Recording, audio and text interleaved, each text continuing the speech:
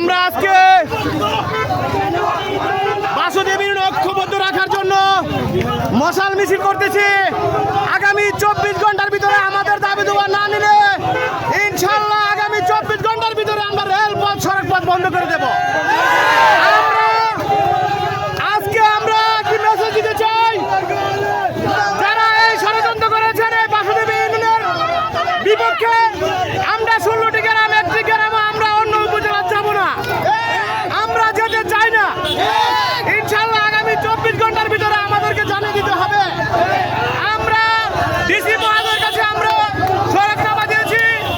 আমরা ব্রাহ্মণবাড়িয়া মাটির মানুষের নেতা জননেতা নন্দিত নেতা সদর বিজয়নগরের এমপি ইঞ্জিনিয়ার খালেদ হোসেন মাহবুব শ্যামল ভাইয়ের কাছে আমরা মেসেজ দিয়েছি এবং আমরা আমাদের কাগজপত্র আমরা জমা করেছি। ইনশাআল্লাহ আমরা রাজপথে ছিলাম, রাজপথে আছি, রাজপথে থাকবো। তবু বাসুদেবী ইউনিয়ন ছেড়ে আমরা যাব না, যাব না, যাব না। দেখছেন digitalbrahmanbaria.com।